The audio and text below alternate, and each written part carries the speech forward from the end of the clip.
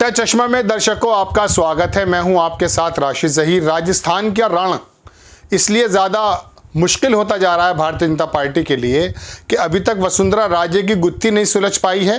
Local छत्रपों के ऊपर भी हमले होने लगे, टिकट कटने लगे। आपको मालूम है कि एक सूची भारतीय जनता पार्टी की जारी हो गई, 41 लोगों का उसमें नाम है।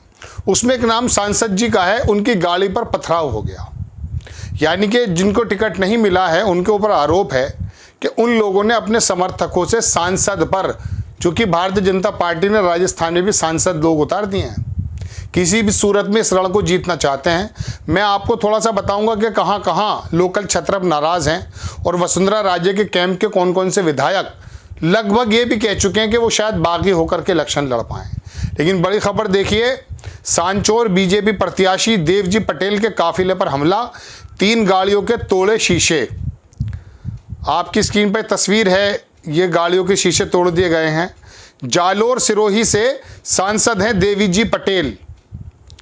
हमला सुबह 5:30 बजे सांचौर के पास हुआ। पटेल ने हमले में विरोधी धड़े के समर्थकों का हाथ होने की आशंका जताई है। खबर क्या है? राजस्थान में बीजेपी की पहली सूची आने के बाद कई प्रत्याशियों का हो रहा है विरोध, अब हिंसक होने लग गया है।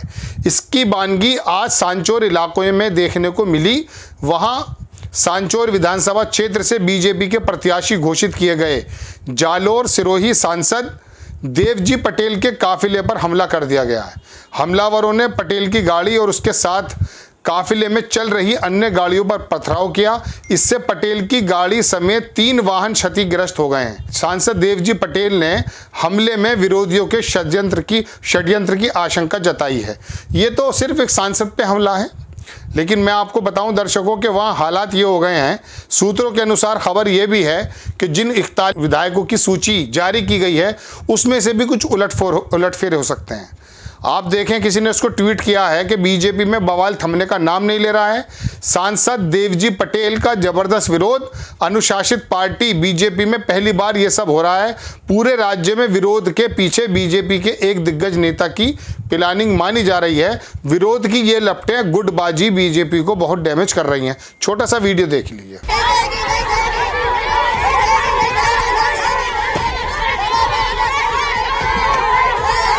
बहुत लंबी खबर है दर्शकों, खाली एक सांसद पर पथराव नहीं हुआ है।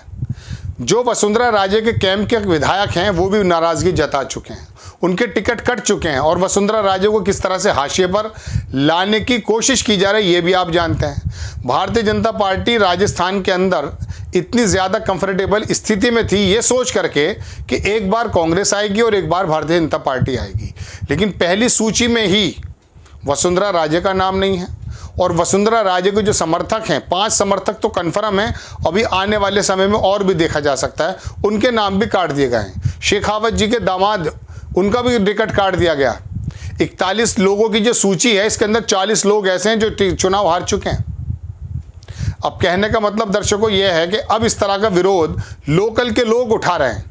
हालांकि मोदी जी और अमित शाह और आला कमान के सामने जल्दी से कोई नेता बोलने की कोशिश नहीं करता, लेकिन जब उनके टिकट कट जा रहे हैं और मुख्यमंत्री को मुख्यमंत्री फेस नहीं बनाया जा रहा है और कई नेताओं के अंदर भ्रम की स्थिति पैदा की जा रही है, तो कोई भी पूरे मन से इलेक्शन क्यों लड़ेगा? 200 सीटों पर क्या उम्मीद करते हैं कि वसुंधरा राजे जाकर कैंपेन करेंगी, जबकि उनको मालूम है कि कई सारे सांसदों को उतार दिया गया है। चूंकि अभी तक वहां सिर्फ एक नाम था वसुंधरा राजे का, इसके बाद जितने भी नेता मैं आपको बारहा बता चुका उतने कद के नहीं हैं, लेकिन अब सांसदों को उतार दिया गया। कुछ टाइम बाद जाकर के जो है लोकसभा का इलेक्शन भी है और वहां पर किरोड़ीमल मीणा के बेटे को भी टिकट दे दिया गया है। गुजरों को जो एक सचिन पायलट का पूरा एरिया है उसको भेजने की कोशिश है। लेकिन बहरहाल भारतीय जनता पार्टी की समझ में ये नहीं आ रहा है कि किसको मनाया जाए और किसको दूर किया जाए। उसको एक तरफ परेशानी यह है कि वसुंधरा राजे या शिवराज चौहान या नितिन गडकरी या इतने बड़े बड़े नेता यदि अपने कद को बढ़ा गए तो मोदी जी के समकक्ष ना खड़े हो जाएं, अमित शाह जी के समकक्ष ना खड़े हो जाएं। भारतीय जनता पार्टी दरअसल ये विधानसभा चुनाव ना लड़कर 2 लड़ाइयाँ लड़ रही है दर्शकों। एक लड़ाई तो ये लड़ रही है कि लोकसभा में किस प्रकार से जीता जाए, और दूसरी लड़ाई ये है कि लोकसभा में अगर इतनी सीटें नहीं आई जो बहुमत के लिए ज़रूरी हैं, तो ये वसुंधरा राजे, शिवराज चौहान, नितिन गडकरी, बहुत सारे ऐसे बड़े नेता हैं, उसमें हमारे योगी आदित्यनाथ जी को भी आप रख सकते हैं, जिनका नाम भावी मुख्यमंत्री के प्रधानमंत्री के रूप में आ सकता है। तो ऐसी इसी वजह से जानकारों का कहना यह कि इतने बड़े नेता, वरना शिवराज जी को हटाने का मकसद क्या है बताइए, या वसुंधरा राजे का नाम देने में दिक्कत क्या है? भाई वसुंधरा राजे का नाम देने में प्लस ही होना है, कुछ माइनस नहीं होगा।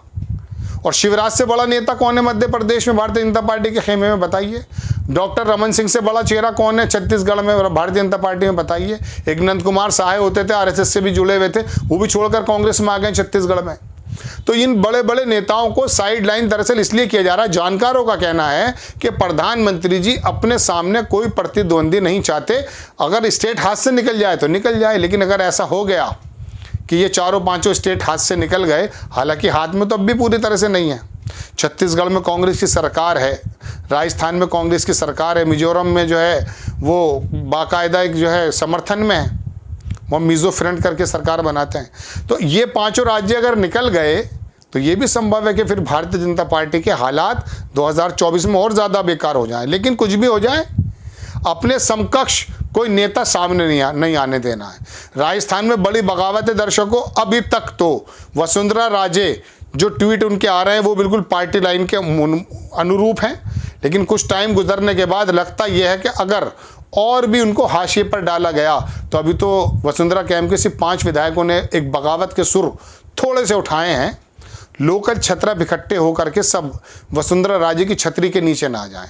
ये बात अलग है कि मैं ये नहीं कह रहा हूँ कि वसुंधरा राजे बगावत कर जाएंगी, लेकिन अगर उन्होंने नीरसता भी हासिल कर ली, नीरसता जाहिर कर दी इलेक्शन में, तो भारतीय जनता पार्टी वो जो सोच रही है कि मैं रिवायत के अनुसार एक बार कांग्रेस एक बार भारतीय जनता पार्टी आ जाएगी, ऐसा नहीं होगा।